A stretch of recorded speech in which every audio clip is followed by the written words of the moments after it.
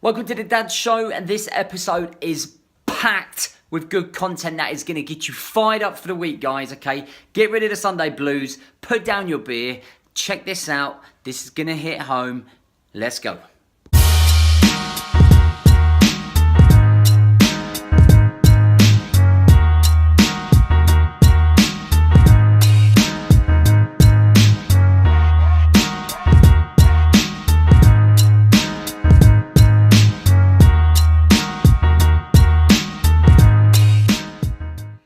Sunday night, I hope you've had a good weekend, I hope you've had a good week. I've spoken to lots of guys this week talking about where they are and a lot of their frustrations that they are dealing with.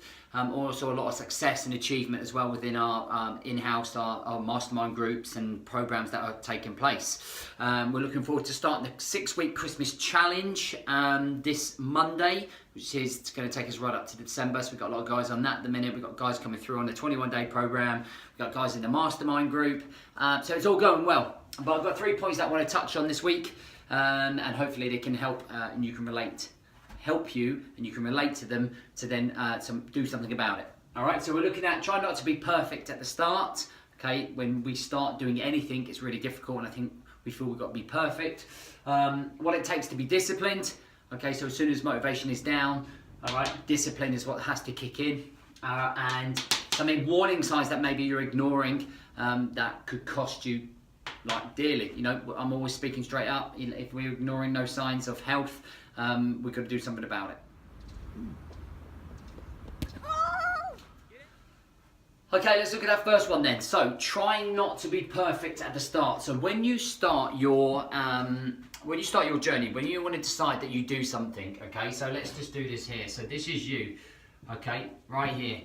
What the fuck are you gonna do at the start? How on earth are you gonna move forwards with your life? So I think the first thing that you have to establish is that you don't have to be perfect at the start, all right? Because you may have been in bad routines, bad habits. You might not have been to the gym for 3-4 years, all right? You might not have eaten well for months. So to suddenly flip that over straight away and try and be perfect from day one is just not going to happen, because you're going to suddenly realise that it's so difficult and so tough that you're going to end up wanting to quit and stop. So you have to have checkpoints. You have to have checkpoints that you hit, okay, little stages that you get to then progress. And remember, we're looking for progression and not perfection.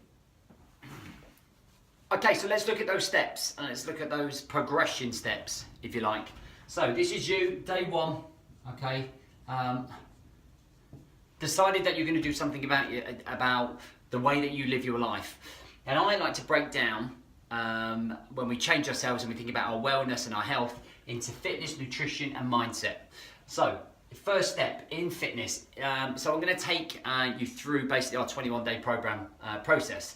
For day one, the stage one is getting through the first week from doing nothing, okay, from maybe being stuck in your car or at your office desk to suddenly introducing exercise, and its own body weight exercise. So stage one here, all right, is to achieve as close as you can to the program. We do own body weight workout routines. We do them 6 times. Do you know what? If you can do them 4 times through rather than 6, that is great. Because what you're doing is introducing that workout and that routine to your body. Your body is now becoming accustomed and used to, and your body's got to go through that transition period where it's going, what the hell are we doing here? What are these squats? What are these press-ups?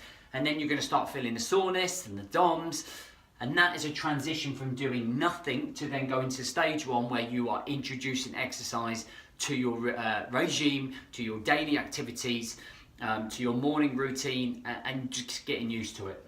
Nutrition. You're now coming away from buying the meal deals at Tesco's or the fast food outlets, the service stations, the quick, easy fixes that you do because you are too busy. Now, you are going to start introducing some planning and prepping. And if you can plan your meals at least 5 times out of the 7 days, okay, 5 days out of 7 days in a week, then you are winning, all right? If you can manage to get up and actually have breakfast because you've been too busy in the morning to have breakfast, you're winning, all right? And I think when you look at that and if you say to yourself, I'm going to get this done at least 5 times out of 7. And if you do more than that, then that's brilliant. But I think when you're looking at stage 1, all right, you want to be introducing those early habits. Okay, the mindset is that you are now prioritizing yourself over everything, because a prioritize you is better for everybody. The wife, the kids, the business, the way you live your life, your friends, because you're number 1. And I think that's what you have to get into your head on week 1. Bang, stage 1, understanding you. Brilliant. Understanding that you are the priority in this stage. So what we do, we end up getting to the end of week 1. We then go into week 2, and then we're going, right, let's step up the workouts. Let's try and make 5 to 6 times through. Let's then try and make sure we have breakfast every single morning, lunch and dinner. And we start incorporating it and progressing. I know I'm the priority. Let's start getting the habits and routines weighed off for the morning routine. So I'm definitely going to get myself up an hour earlier. And in that hour earlier, we are going to make sure that we do our fitness. We're going to make sure that our nutrition is ready for the day. And you might do some morning gratitude. So you might write 3 things that you're grateful for. You might introduce some meditation. But we don't want to push it too much because we don't want to be overwhelmed. Progression, steps. Then we go into stage 3, 4, 5, 6, 7, 8, 9. And what happens is you end up finishing the 9-week program. So you do the 21 days and then you go on to the 6 weeks.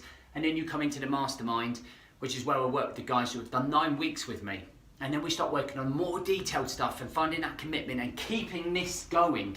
So you end up being down the line at stage 52 after a year. And that's what I'm talking about. It's not about right now. It's about the vision of where you're going, because in a year's time, you are going to be on the money. You're going to be fit, strong. You're going to have a strong mindset. You're going to have set routines. You're going to have set structure. And you're going to be a different person than you are at stage 1.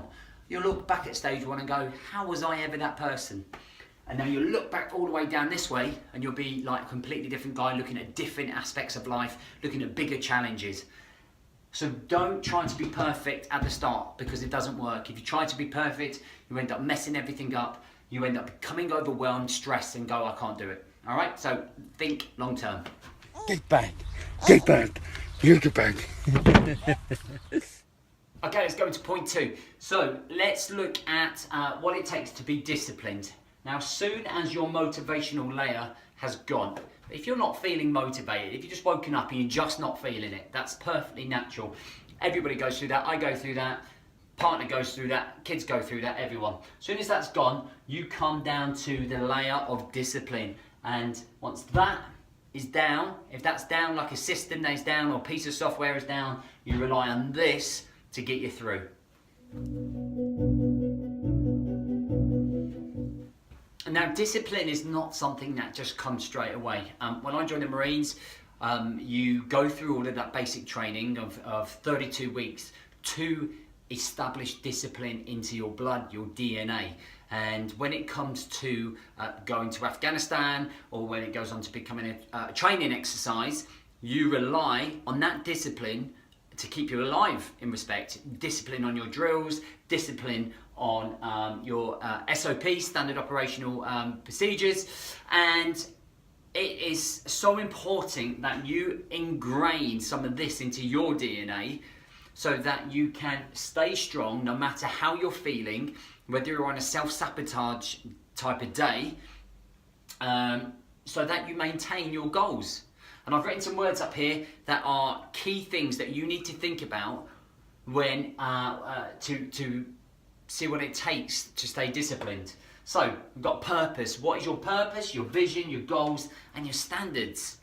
So when it comes to discipline and implementing and what it takes to be disciplined, you have to look at the purpose that you're doing any of this, all right? So what is the purpose? Why do you need to be disciplined? Because if you're not disciplined, you're going to eat shit, all right? If you eat shit, you're going to feel shit. And if you feel shit, you're going to take it out on everybody else. So it's a spiral effect, okay? Is your purpose, what's your purpose to stay fit? You want to stay fit because you want to play with the kids and be able to keep up with them. You want to feel the best version of yourself again. You want to feel fitter than you did when you were 20 or 25, and you want to feel alive. So that's your purpose. If you have no discipline, that is not going to happen. You are just going to mug off your workout, and because you're not motivated, Your discipline's not strong enough, so you won't do that, and then guess what? You're back to square one, all right? And you've undone all the good work. Your vision, where do you see yourself in 10 years' time? And I ask everyone this because all of what we're doing here, the health, nutrition, the mindset, is all to have the vision that when we are 60, 70, 80 years old, we are still active and as mobile as possible. You're still seeing the kids grow up. You are still living a healthy, long, fulfilled life. And why shouldn't you have that vision?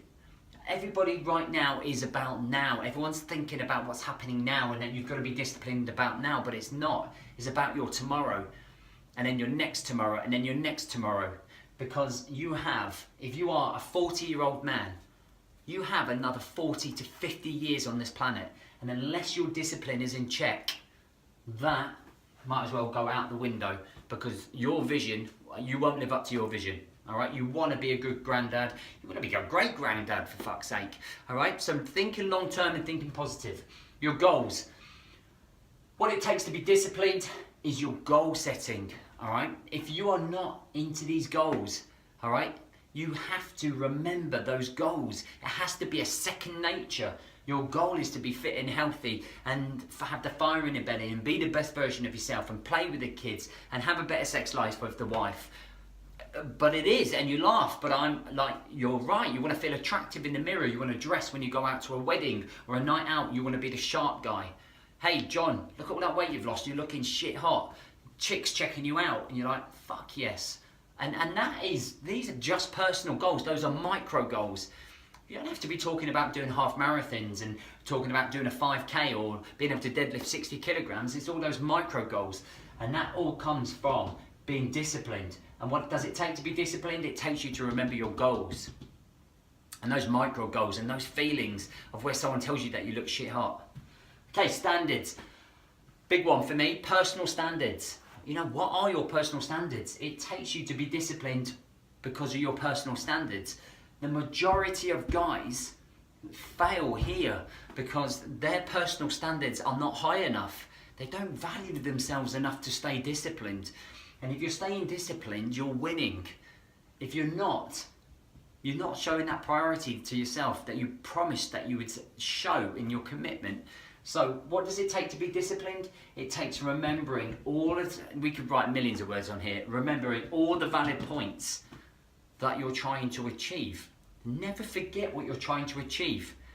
Because if you let down your guard for 1 second, that old life will swallow you up and you'll end up back at square one. Okay, how are we doing? So last one, you're ignoring the warning signs. Now what the hell does that mean? So it's very difficult for you to realise those warning signs when you are so consumed with your daily routine and the rat race that you are in. Because when you're tunnel visioned, you can only see this much, okay? If I put you in front of a tree, if you stood in front of a tree 6 inches away, you would only see the bark on the tree. And you wouldn't see anything else. And you wouldn't really be very self-aware about the surroundings and what was going on around you.